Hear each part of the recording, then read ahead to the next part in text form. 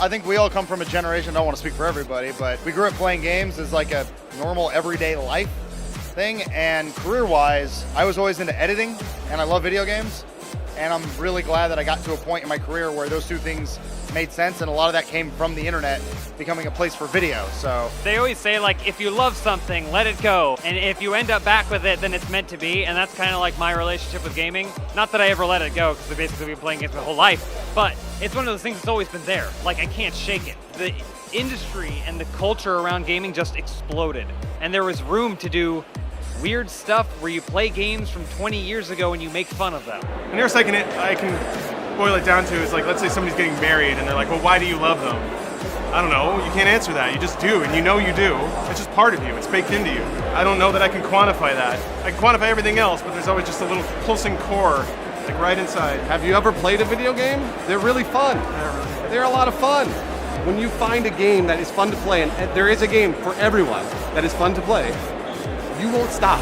The first video game that I remember getting hooked on and literally never wanting to ever stop was GoldenEye. I had friends over, I want to say it was 2 weeks, my parents were out of town on vacation, I had the house to myself, and they came over every single night and we played GoldenEye on the TV, screamed at each other. At the end of that, you remember, oh wait, I was having the most fun I've ever had in my entire life. For me, I think it was the original Super Mario Brothers, and I remember there was a specific moment. So I played Pitfall before that, and that was cool. And I remember playing Super Mario Brothers and thinking, okay, I got a good handle on this. And then I remember after beating that first level and you go to 1-2, and all of a sudden you're underground and it's got new music. And suddenly there's like this row of bricks above you, so you're in a cave. I wasn't expecting this, and now I'm in this totally other place. And then I remember thinking, if it can do this once, if I keep playing this, how many other places am I gonna go? That joy of discovery and of spontaneity, that's kind of what I've chased in games ever since. The oldest game that I remember playing is E.T. on the Atari, and it wasn't good, but I still played it. It seems like every couple of years there's a new thing, and it's like, oh my god, this is why I play video games. So like Lawrence said, Super Mario Brothers.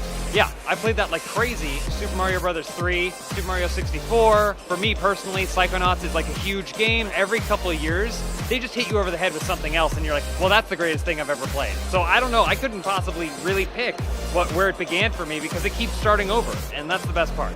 it wasn't until I was in middle school and I played Metal Gear Solid for the PlayStation where I had that moment of games are different now. This was sort of a renaissance for me. And then things like Final Fantasy VII were like, this game can tell a story and do so many different things that I didn't think games could do.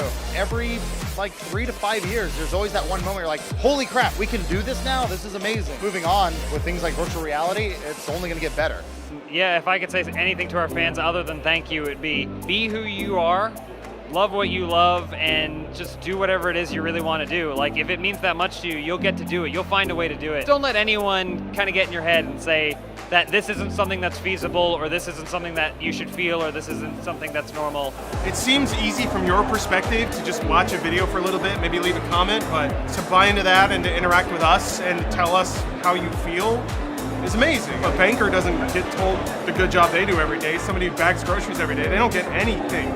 We do a job too, except we have all this, and that's incredible. So thank you for making what I do every day worthwhile. Thank you for just being so supportive. Honestly, we could not have done it without people actually watching our stuff, and very humbling. It's just amazing that we get to have jobs.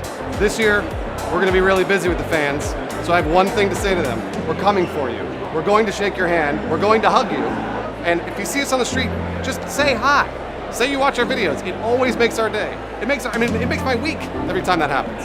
So we're coming for you. We're gonna see you. #GameState. Powered by Intel Core i7 processor.